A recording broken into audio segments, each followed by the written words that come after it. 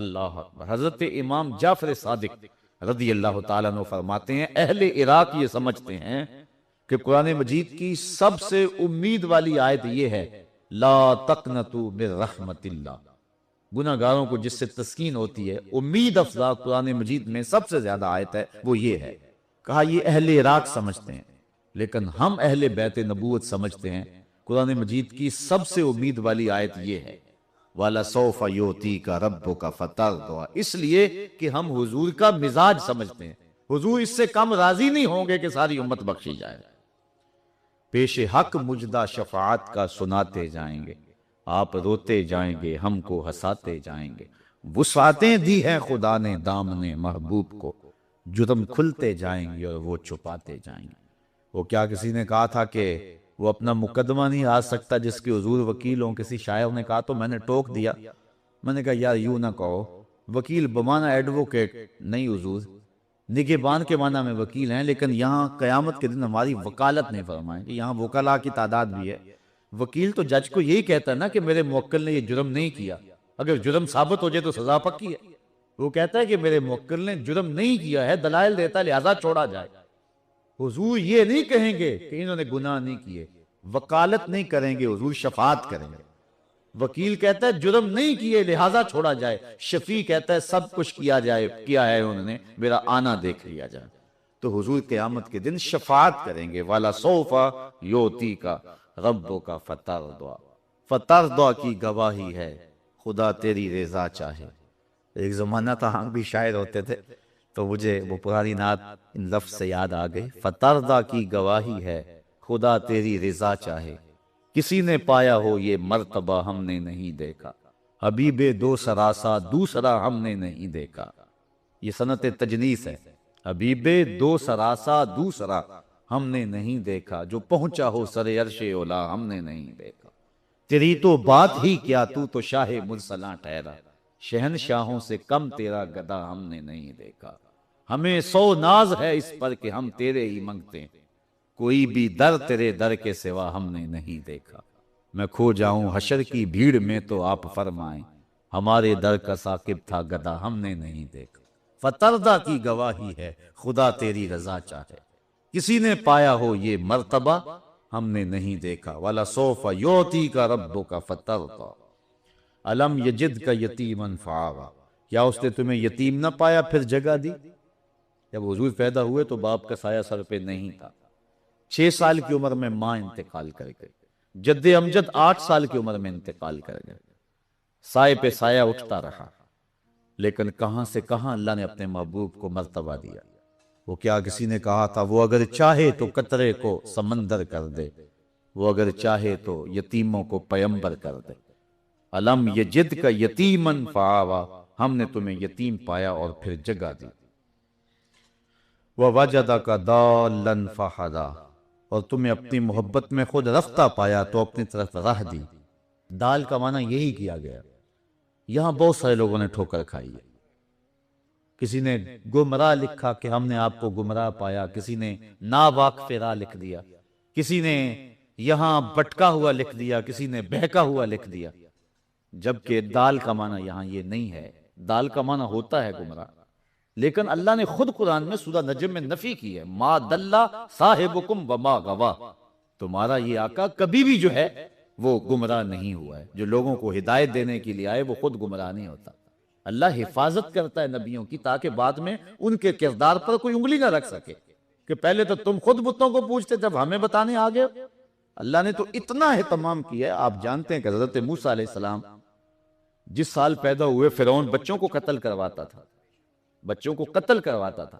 آپ کی ماں پریشان ہوئی، اللہ نے کہا صندوق میں ڈالو اور نیل کی موجوں کے سپرد کرو اور پھر میری قدرت کے تماشے دیکھو۔ ایسا ہی ہوا، حضرت موسیٰ کو ڈال دیا گیا۔ فرعون اور اس کی بیوی باہر ٹہل رہے تھے کہ پانی کے دوش کے اوپر ایک صندوق آتا ہوا دیکھا، شوق اور تجسس پیدا ہوا، کیا اس میں؟ غوطہ خوروں کو حکم دیا، نکال کے باہر رکھا، کھولا تو ایک خوبصورت بچہ مسکرا رہا تھا۔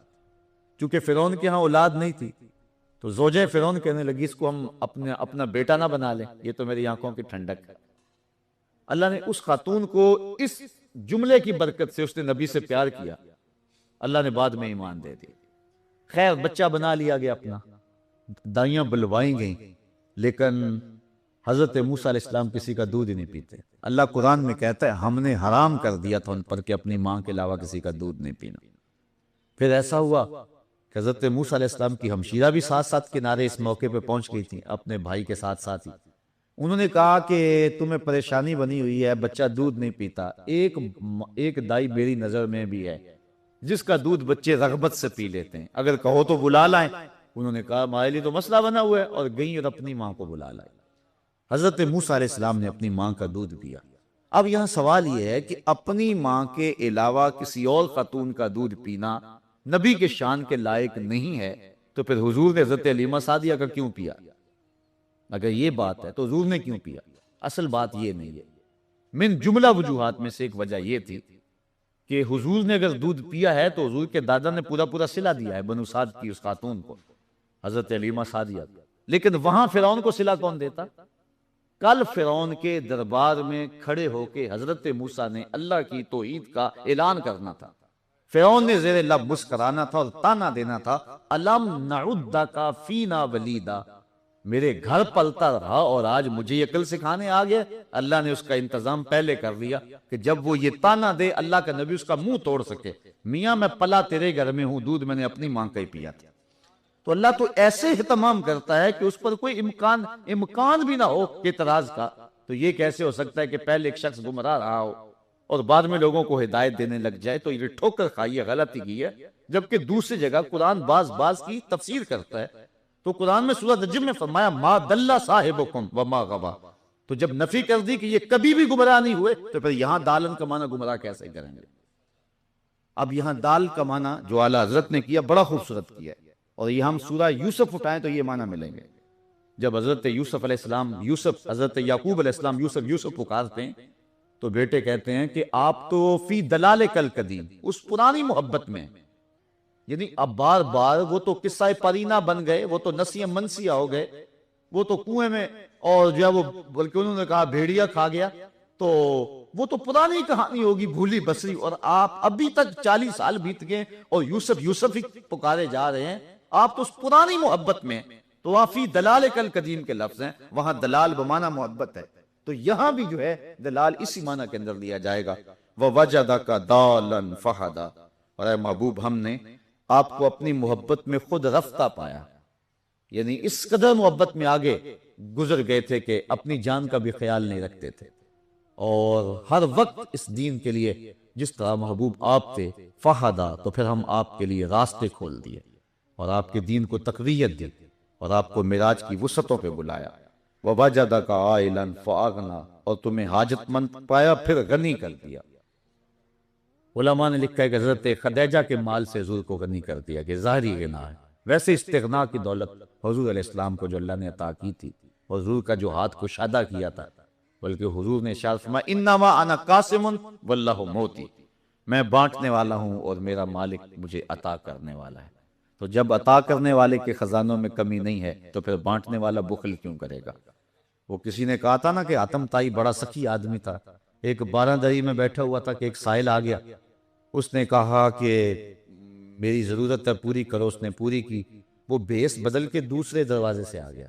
آتم تائی پہچان گیا کہ یہ وہی ہے لیکن مجھے دھوکہ دے رہا ہے، لیکن دریا دل اتنا تھا، اس نے اس کو یہ احساس بھی نہ دلایا کہ میں نے تجھے پہچان لیا، اس کو پھر عطا کر دیا۔ پھر اس نے بیس بدلا اور تیسرے دروازے سے آ گیا، بہروپ بدل بدل کے آتا رہا، لیکن حاتم تائی تھا کہ ہر بار پہچانتا تھا۔ وہ کیا کسی نے کہا تھا بہار رنگے کہ خواہی جامہ می پوش، من انداز قدت را می شناسم، تو جس لباس میں بھی آئے میں تیرے قد سے پہچانوں گا کہ تو کون ہے۔ تو کہا کہ وہ ہر دروازے سے آیا اور حاتم تائی نے اس کو ہر بار دیا، ہر بار پہچانا بھی دیا، اتنا دریا دل۔ اس نے کہا کہ تم اپنے نبی کی کوئی مثال پیش کر سکتے ہو؟ تو مسلمان نے کہا یہ عجیب تو بات کرتا ہے، 12 دروازے تھے اور ہر دروازے سے آیا، دروازے ختم ہو گئے، اس کی طلب ابھی بھی ختم نہیں ہوئی تھی، اور دروازے ہوتے تو وہ پھر بھی آتا، لیکن میرے نبی کی دہلیز پہ جو ایک بار آ گیا پھر دوسری بار اس کو مانگنے کی ضرورت نہیں رہی ہے، وہ دینے والا بن گیا۔ میرے کریم سے گر قطرہ کسی نے مانگا، دریا بے بہا دیے ہیں، دو بے بہا دیے ہیں، دریا بہا دیے ہیں۔ انما انا قاسم واللہ موتی، کہا محبوب ہم نے آپ کو حاجت مند پایا پھر غنی کر دیا۔ فَأَمَّا الْيَتِيمَ فَلَا تَقْهَرْ، پر یتیم پر پھر دباؤ نہ ڈالو، وَأَمَّا السَّائِلَ فَلَا تَنْهَرْ، اور منگتے کو سائل کو جھڑکو نہ۔ سائل کو جھڑکے گا تو وہ کہ جس کے خزانے محدود ہوں، محبوب تمہیں تو ہم نے اتنا دے دیا ہے کہ بانٹتے چلے جائیے، تو پھر جھڑکنے کی کیا ضرورت ہے؟ جو بھی آیا اس کو سینے سے لگاؤ، اور یتیم کو جو ہے اس پہ دباؤ نہ ڈالو۔ وہاں سورہ معون کے اندر بھی آپ نے پڑھا، یہ کفار کا مزاج تھا، اس لیے حضور کو کہا جا رہا ہے، حضور یتیم کو دھکے تو نہیں دیتے، لیکن اصل ان کی کہانی بیان کی جا رہی ہے کہ جو یتیم کو دھکے دیا کرتے تھے۔ ارائیت الذی یکذب بالدین فذلک الذی یدع الیتیم، اور آقا کریم کو کہا کہ آپ یتیم پہ دباؤ نہیں ڈالیں گے بلکہ شفقت کریں گے، اور آقا کریم نے فرمایا جو شخص یتیم کی کفالت کرے گا، انا وکافل الیتیم، میں اور یتیم کی کفالت کرنے والا، قیامت کے دن اس طرح قریب ہوں گے جس طرح میری یہ 2 انگلیاں قریب ہیں۔ یہ کتنی بڑی بات ہے جو حضور نے اعزاز قائم کر دیا۔ اور وہ یتیم کو اس لیے دھکے دیتے تھے کہ اس کو منحوس سمجھتے تھے۔ اب حضور کا ذرا دیکھیے انداز محبت، ایک غیر مسلم اسلام لاتا ہے تو بعض میں انٹرویو کیے جاتے ہیں کہ کون کون سی قدر اسلام کی ہے جس نے تمہیں متاثر کیا، تو اس سے پوچھا گیا کہ اسلام کی کس قدر نے تمہیں اسلام کے قریب کیا، تو اس نے جو جواب دیا، اس نے کہا کہ سیرت کا ایک واقعہ میری ہدایت کا باعث بنا۔ وہ اس طرح، ایک دن حضور کی مجلس لگی ہوئی تھی، لوگ بیٹھے ہوئے تھے، تو ایک شخص حاضر ہوا اور عرض کیا حضور میرا بیٹا گم ہو گیا اور صبح سے نہیں مل رہا، میں آپ کی خدمت میں اس لیے حاضر ہوا ہوں کہ دعا کریں کہ وہ مل جائے، میں الگ پریشان ہوں، اس کی ماں الگ تڑپ رہی ہے۔ قبل اس سے کہ حضور دعا کے لیے ہاتھ اٹھاتے، مجلس کے دوسرے کونے میں ایک شخص اٹھ کے کھڑا ہو گیا جو ابھی آیا تھا، کہنے لگا حضور میں ابھی آیا ہوں، میں نے فلاں باغ میں اس کے بیٹے کو بچوں کے ساتھ کھیلتا ہوا دیکھا ہے۔ جب باپ نے سنا تو ابھی ہاتھ اٹھے نہیں تھے کہ کام بن گیا، اس نے دوڑ لگا دی، آقا فرمائے سے بلاؤ، بلایا گیا، کہا بڑی جلدی ہے حضور، آپ جانتے ہیں ایک باپ کے جذبات کیا ہوتے ہیں، فرمایا ضرور جاؤ، میں تمہیں نہیں روکتا، لیکن میری صرف ایک بات یاد رکھنا، جب باغ کے کنارے جاؤ تو وہاں بچوں کو اکٹھا کھیلتے ہوئے دیکھو، تمہارا بچہ تمہیں نظر آ جائے تو اس کو بیٹا کہہ کے آواز نہ لینا، اس کو نام لے کے اسے پکارنا۔ عرض کی حضور وہ میرا بیٹا ہے، اگر میں بیٹا کہہ کے پکاروں تو اس میں حرج بھی کیا ہے؟ فرمایا تم صبح سے بچھڑے ہوئے ہو، تمہارے لہجے میں بلا کی مٹھاس ہوگی، تم نہیں جانتے، ہو سکتا ان کھیلنے والے بچوں میں کوئی یتیم بچہ بھی کھیل رہا ہو، تو جب تم اپنے بیٹے کو بیٹا کہہ کے پکارو گے، چونکہ مٹھاس بڑی ہوگی تمہارے لہجے میں، اس کا دل چوٹ کھا جائے گا، کاش کہ آج میرا باپ ہوتا تو مجھے بھی بیٹا کہہ کے پکارتا۔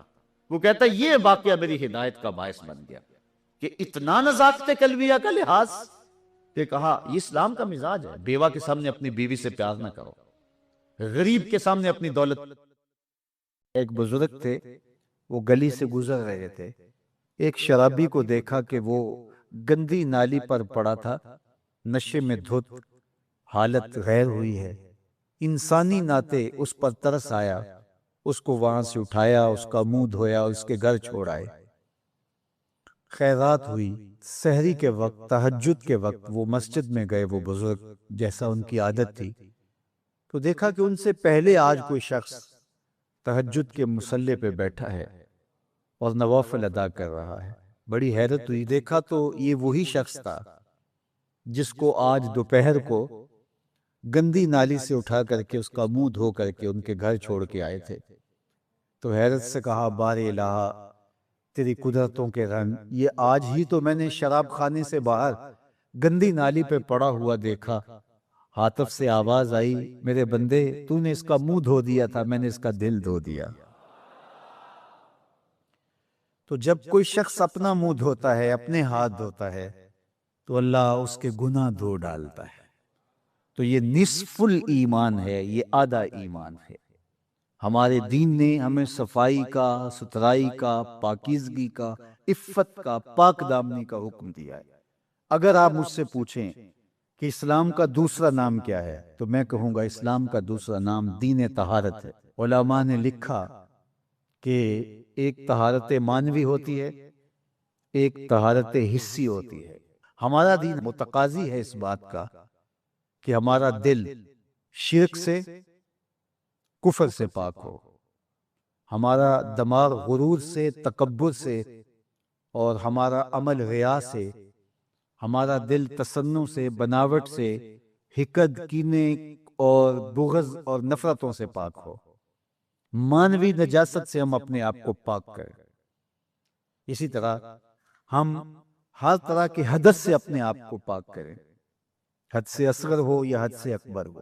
وضو سے رہیں، وضو پر وضو کرنا مستحب ہے اور یہ قربت الہی کا ذریعہ ہے، اور ہر وضو کے ساتھ مسواک کرنا مستحب ہے، اور اگر مسواک نہیں ہے تو آپ انگلی کے ساتھ اپنے دانتوں کو صاف کریں۔ غسل واجب ہو وہ تو کرنا ہی کرنا ہے، لیکن روزانہ کی بنیاد پہ صفائی حاصل کرنے کے لیے غسل کیا جائے مستحب ہے۔ نماز کے لیے آپ کے لباس کا صاف ہونا بھی شرط ہے، آپ کے جسم کا پاک ہونا بھی شرط ہے، حد سے اکبر اور حد سے اصغر سے پاک ہونا بھی شرط ہے، اور جہاں کھڑے ہو کے نماز پڑھ رہے ہیں اس جگہ کا پاک ہونا بھی شرط ہے۔ مجھے بتائیے کوئی ایسا پاکیزہ دین آپ نے دیکھا ہے؟ اس سے بڑھ کر کیا کہ جب تم اس دنیا سے رخصت ہونے لگے اور تمہارے بدن کو مٹی کے سپرد کرنے لگے، اور وہ بدن مٹی کھا جائے گی، لیکن کہا کہ اس کو بھی ذرا غسل دے کے بھیجو، اس کو چٹے لباس کا کفن دے کے بھیجو۔ یہ وہاں پیش ہو رہا ہے تو پاکیزہ بدن کے ساتھ۔ تو یہ ہمارا دین ہے جو ہمیں صفائی کا، ستھرائی کا حکم دیتا ہے۔ اپنے ماحول کو پاک رکھیں، ماحول کو ستھرا رکھیں۔ دنیا کے اوپر بسنے والی قومیں جب ترقی کی راہوں پہ گامزن ہوتی ہیں تو وہ ان چیزوں کا بہت خیال رکھتی ہیں۔ ہم جب ترقی کی راہوں پہ گامزن تھے تو اس وقت ہماری ستھرائی کی، ہماری پاکیزگی کی، ہماری عفت کی مثالیں دی جاتی تھی۔ جب پیرس کی گلیوں میں کیچڑ تھا، بغداد عروس البلاد کہلاتا ہے۔ آج مسلم دنیا کے شہروں کی کہانی دیکھ لیجئے، کہا جاتا ہے فلاں ایشیا کا گندہ ترین شہر ہے، فلاں دنیا کا گندہ ترین شہر ہے۔ اپنے اطراف میں پھیلی ہوئی گندگیاں دیکھیے، گھر سے شاپر میں گندگی ڈال کر کے اپنے ہی گھر کے دروازے پہ پھینک کے ہم سمجھتے ہیں ہم نے گھر کی صفائی کر لی، وہی پھر پاؤں سے، گاڑی کے ٹائروں سے لگ کے پھر ہمارے اندر جا رہا ہوتا ہے۔ ہمارے دین نے تو ہمیں یہ کہا اگر کوئی راستے میں گری پڑی چیز کو جو گزرنے والوں کے لیے رکاوٹ بنے اس کو اٹھا کے ہم پھینک دیں تو یہ جنت کے راستے کی ضمانت بن جاتی ہے۔ اور ہم نے 8 فٹ کی گلی میں 3 فٹ کی تھڑی پکی ڈال دی، ہم نے جنریٹر باہر لگا دیا، ہم نے گھر کی موٹر باہر لگا دی۔ اگر ہمارے گھر کے پاس کوئی خالی پلاٹ موجود ہے تو وہ گندگی کا ڈھیر بن گیا ہے۔ گھروں کے اندر ہزاروں اخراجات ہیں لوگوں کے، 20 25 30 ہزار روپیہ ماہانہ خرچہ تو عام گھر کا ہے، لیکن جو عمرہ ہیں 2 4 لاکھ روپے اب ان کا ماہانہ خرچہ ہے۔ تو جہاں اتنا خرچہ ہر بندہ اپنے گھر میں کر رہا ہے تو صرف 1 ہزار روپیہ ڈال کر کے اپنی گلی کی صفائی کا اہتمام نہیں کر سکتا، اپنے چھوٹے سے محلے کی صفائی کا اہتمام نہیں کر سکتا۔ اگر وہ کر لے تو 1,000 روپے اس کو بجلی کا بل بچ جائے، وہ جو روز دھوتا ہے اپنے گھر کو اور یہی گندگی پاؤں سے لگ کے اندر جا رہی ہوتی ہے، اگر محلہ صاف ہوگا تو یہ نہیں جائے گی، اس کا اپنا فائدہ ہے، اس کا 1,000 روپیہ پھر بھی بچ جائے گا۔ لیکن ہم اس کو کرنے کے لیے تیار نہیں، اپنے گھر کو صاف کر لیا اور باہر گندگی ڈال دی، اور دوسرے نے بھی اپنے گھر کو صاف کر لیا، باہر گندگی ڈال دی۔ راستے کے اندر گاڑی کھڑی کر دینا، چلتے راہ کے اندر ریت مٹی پھینک دینا، اور پھر 2 دن اس کو اٹھانا ہی نہ، لوگ اذیت سے گزرتے کوئی بات نہیں۔